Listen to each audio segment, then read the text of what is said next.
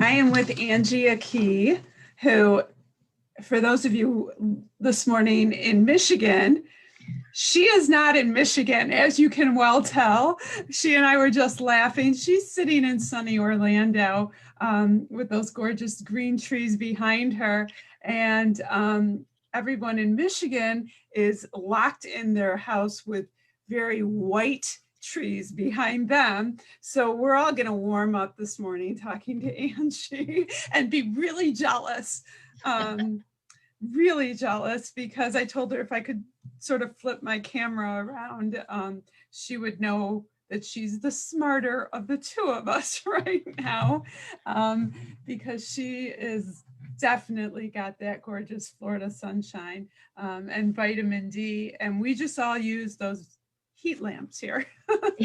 So welcome. Thank you. I'm so happy to have you because you have a really interesting story. You worked in corporate America. To me, I think about corporate America and, you know, little dividers and great blue suits. And I can almost picture you walking the halls of, you know, those office buildings.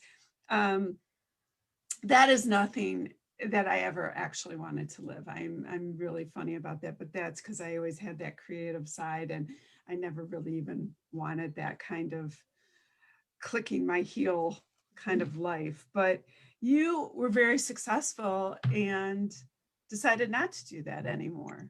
Yes. And when you decided not to do that, I'm going to turn it right over to you and say, when you said, I'm done with that corporate, very successful, and I will say that because I almost love when people say, I didn't leave it because, I mean, it's okay when you leave it and you're not successful because then you say, I'm going to do something else too. But you left it saying, I was good. I was doing well. But what did you decide to do at that point? So I left. I got interested in real estate investing and I guess people call it double dipping. I don't know how much double dipping it is. It's like working two full-time jobs. And I was very successful, but I just, and it's funny, I left a year after I hit President's Club. And so it was the peak, it was literally the peak of my career. So I think I sent some shock waves when I resigned the July after, and I said, okay, I'm done. But I had started a real estate investing business and had done that as if you want to call it a side hustle, but it was like another full-time job for 2 years. And so I spent time getting that up and running and working on a lot of personal development within myself and getting over limiting beliefs. I didn't really understand where you said that, you know, you didn't ever want the corporate life. I didn't realize that there was another option. And that's just, you know, the way sometimes you're raised, right? So your parents teach you stuff and you accept it as truth with no malintent, right? So parents just want the best for you. So I was raised that you go to college, you get a corporate job, you climb the ladder, you do really well. And I did. But at the end of the day, it wasn't fulfilling for me. And I was really great at it, but it's not something I wanted. So I left in July of 2019 to run my real estate investing business. And it was great because I had a limiting belief that I couldn't make as much money as I was making in corporate America. And I had a successful sales career. And I made multiple six figures and made even more money the year that I quit my job and impacted more lives. We work with distressed properties or distressed sellers in real estate investing. So I did that. And then I know you and I were speaking about some silver linings of the pandemic before this call, and I am a firm believer in that as well. And so April last year in 2020, a lot of people had come to me and said, listen, you know, you may want to consider coaching or life coaching or something. And so I felt really led to do that. And so I went on to get my certification through the John Maxwell team and got certified in August of 2020, and then have since launched my coaching and speaking business. So that has come out of the pandemic. Which has been really great and really exciting. So now I have the opportunity to run multiple businesses and to work with women entrepreneurs and help them with mindset and personal development. And I love that because I want to talk about a couple things, and I do meet a variety of business coaches. Um, but I think it's important to distinguish the fact that you're accredited and go through the process, because I think sometimes people say, I'm a business coach, and I'll say, well, what does that mean? And you want to make sure. Can you talk a little bit about that process? Because I think that's Sure. important when people say, I have a business coach, I met with a business coach. I will be the first to say, what does that mean? And, how do you qualify that? Mhm.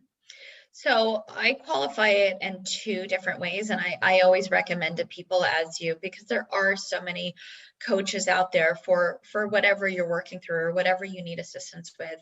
So you really need to spend time and qualify that. And also make sure that there's a good connection, right? You need to be able Mhm. to connect with your coach in a personality wise. But I wanted that certification and I wanted to go through the John Maxwell team training because I felt I wanted to have confidence and make sure that I had courage and that I knew how to assist women entrepreneurs. I knew that was going to be my niche. That's my heart. Um, but I wanted to make sure I had the training to be able to provide a valuable asset and training and coaching to someone else. So, in my opinion, I didn't feel like I would be able to do that unless I went through the training. And I went through speaker training, I went through coaching training, individual coaching training, group coaching training. It was It's intense. hours and Yeah. hours, and it is intense. But I feel like because I went through that and I got that certification, I have so much more to give. And I have so many more resources to go back to and pull from because I've been through that training. And so we can walk through things, Mhm. and it may be something as simple as, understanding that you're not there to, when you're coaching someone, you're not necessarily there to tell someone what to do. That's a mentorship. When you're Mm. coaching someone, you're working with them to help them uncover the answer. And the reality is that the answers typically lie within us. So we already have what we need. We just have to pull it out of us and walk in confidence through that. So it could be something as simple as that. And then I always tell people too, when you're searching for a coach, whether it be personal, professional, whatever it is, make sure that there's some level of success behind that. So you don't want a coach. And I was listening to a podcast the other day and they said, there's so many coaches out there that are failing, right? But they're coaching people. So make sure if you're working with someone that has a coach, do they have the success you're looking for? And that doesn't necessarily have to be monetary. Sometimes it is, sometimes it isn't. But if it's a business coach and you're looking for that revenue, do they have what you deem as a successful business? And success is defined very differently by people. Mhm. So do they have a successful business? If you're working to overcome limiting beliefs, getting over your fear of success and doing things like that, have they been able to do that and been able to be successful? So you need to really dig in and ask qualifying questions. And, it's You almost in need a any, business coach to get you your do, questions. But do. is it unheard of to also be able to interview a business coach to say, how have you succeeded with your clients? I mean, so if your clients are looking for revenue success, to be able to say, are your clients finding revenue success?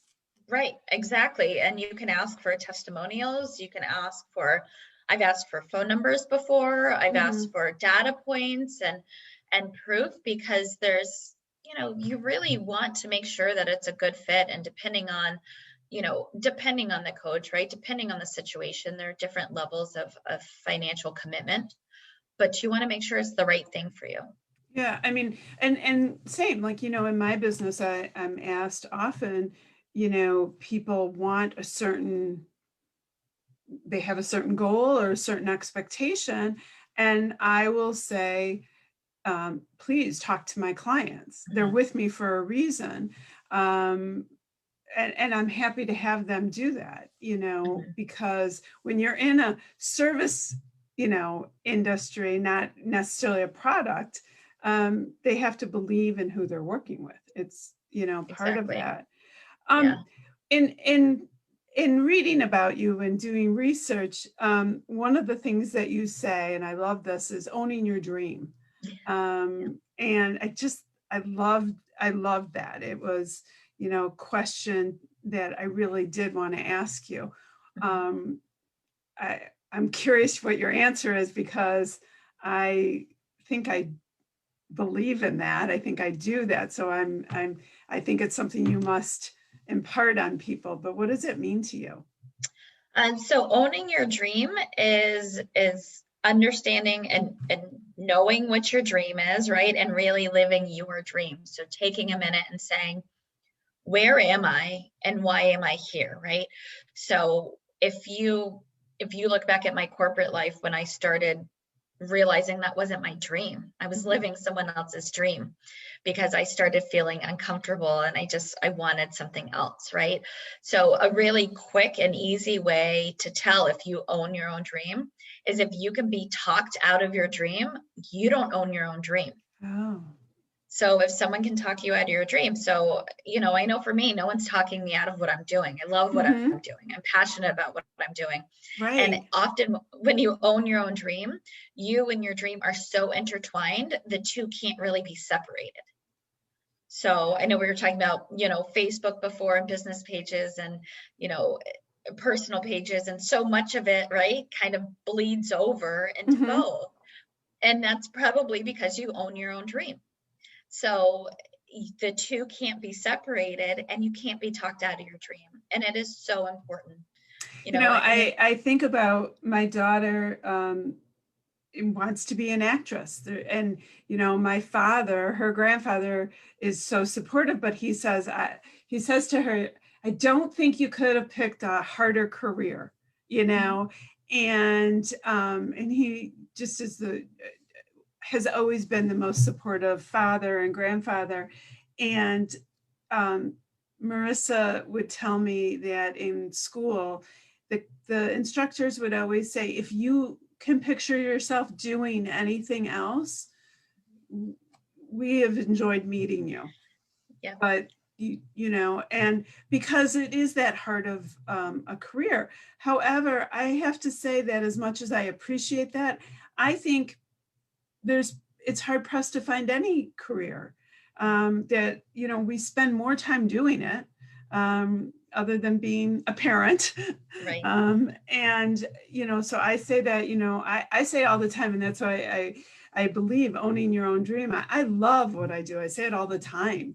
I wouldn't do it, 36 hours every day, Yeah. and then some. But I think people feel that in me, and they have to feel it in your clients. And I always say, that's not to say every day is a good day. It's not. No. We're entrepreneurs, so it's like this, right? Right. Hills and valleys. It's a roller coaster, yeah. Hills and valleys. And I hate roller coasters, but man, you're on one. But this is the one life you get. It is. Better, you have one better chance. do what you like. You have one chance. I love that you work with women. So let's talk about that, guys, who are listening. I think, you need to appreciate this too. I know some amazing husbands and fathers, but I do, my women friends who work, we talk about this. It is hard when you're raising kids, being in business. And, I just said to you offline, my kids don't live here. That doesn't mean all of a sudden I'm not a mom. Right. I think it's even harder some days. What are you finding, during this pandemic even, that seems to really be the struggle that women are going through? So, gosh, so much. I think as women, especially I run multiple businesses, and my son, I mean, I'm very grateful. So we're in Florida, and in our school district, they've been able to go back to school with a lot of precautions. So I'm very blessed to have that, because I remember last year when we were doing virtual school. Virtual school is a whole different challenge. And my son is 7. So, and he was 6 at the time. So, there's not a lot of self-direction, like read to yourself and figure this out. That doesn't happen. God love my 28, 25, and 20, 26, 28, 26, and 23-year-old who told me, thank God this happened when we were out of school. Yeah, well, I'm pretty sure I was insulted at that moment. That's okay. I realized I've always been a firm believer we do not pay our teachers enough. Oh no, after last year, I was texting every teacher my kids ever had, saying, "Are you okay? I love you. You are the best." And yes. It is, it's a challenge. So I had my laptop, and thankfully we had another laptop so that he could do virtual school. And, I know a lot of families are not that fortunate, is the reality. So we had that, but then I'm working on the left side and he's doing school on the right side. Right. And it's a constant juggle. And I have, I read and go through the New York Times, and I know they've done a whole piece on women, and they're calling it the she session. And I know with the skim too, it's a lot of women have had to move out of the workforce to be able to be home with their children that cannot go to school, or in districts that cannot go to school. A lot of women have come out of the workforce. So, and that has implications, not just today, that has implications for decades. I mean, we're talking about it will affect their families and retirements. And I just got chills. It's awful. So this is going to snowball. And that's just related to the pandemic and some issues that we have around that, but just as a working mother, it's really difficult. I mean, yesterday we had President's Day. So my son had off school, and I'm home, and I'm trying to work and do some things. And the reality is, it's at some point you just have to chalk it up and be like, I give up. We're just gonna hang out. So we did yesterday. We hung out in the afternoon because, and I got a little bit of work in before we went to soccer. But it is mayhem some days. I completely remember that life. I mean, I remember, stopping work at sometimes 2:30, feeding kids, getting them to lacrosse practice, dance practice. And then, they would go to sleep at 9 o'clock and my day started. Yes, you go back to work. And you go back to work. And, I kind of laugh. Somehow along the way, I learned to not need a ton of sleep, and because I still somehow have that life where I do that. But there's a lot of moms out there, and the laundry, and you're still making dinner, and somehow we manage it. We all need that tribe. I say, like, I know who my tribe is. Thank God, because we can vent, we can love and hug. The pandemic's been hard because we're not together and hugging as much. But I think it's really important, though, women seek other women or like women to have these conversations too, to keep them strong. Yes. And I mean that in the sense, stay-at-home moms, working moms, working from home moms. I mean, there is a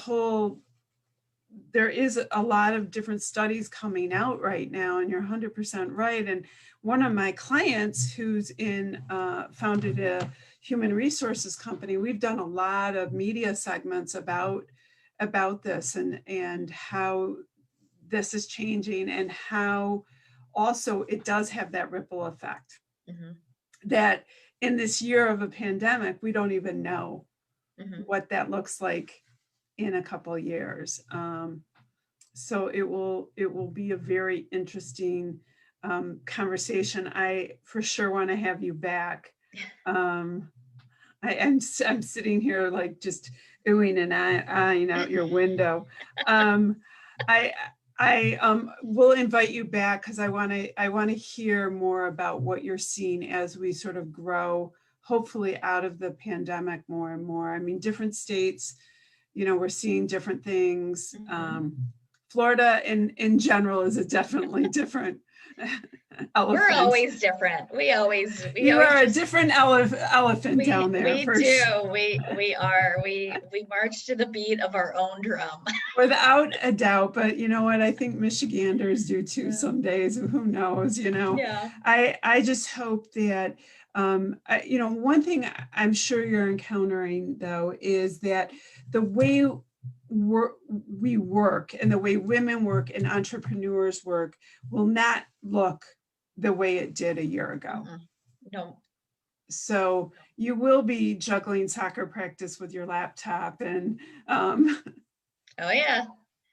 Yeah, so. Answering emails, on your phone between, and if that's not, and I know I've been in sales for 20 years, so that's something that I've been really accustomed to, and I've worked virtually the majority of my career. So that's something that I was really used to, but it is really difficult for people if you're not used to working from home, learning how to compartmentalize and really focusing when you're home and having that space. You do need to have that space built into to your environment so that you can focus. And some women and some people in general really struggle with that, is working from home and being very focused and very diligent and getting things done and not, starting late or not, doing laundry in between and doing all those things. And don't get me wrong, listen, I will have a load of laundry and I may have one downstairs. I don't know. You have always, to find that balance. You have to find the balance. And I've always worked from home. And people knows I have this glass door. And so when my kids were little, they would come up to it and I'd be like, hi, but I'm working. And they came home during the pandemic and they would still like wave at the door. Yeah. I'm like, yeah, I'm working, they still know. And I would come out. And when I come out, it's so funny. I always laugh. I'm like, I come out to go to the bathroom and I get a cup of coffee and I go like flip the load of laundry and then I, or empty the dishwasher. That's my like 5-minute break. And then you go back in. And so, if I could just figure out how to get on the treadmill in between something. That doesn't ever seem to happen. You got to do it before. That's my tip. I have to do it before my day starts. Once I get in my office and things start moving, forget it. Like I have my exercise planned for the afternoon, and I'm like, all right, this will be a test for me because it's typically mornings. One of my dear clients said to me last night, she goes, I'm getting on the treadmill early in the morning, and I had an 8:00 meeting this morning and I was so jealous because I was like, I just can't get up to get on the treadmill any early. Like I'm not going to do it. I know. So I write it down. So it's on my calendar. I am going to get on my treadmill late this afternoon, but I have to write it down. Yes. Everything's scheduled. Yeah. That is the best time management change that I have made in the past 12 to 24 months. Everything is scheduled in 30-minute increments for my entire day. So I know what I'm supposed to be doing at all times.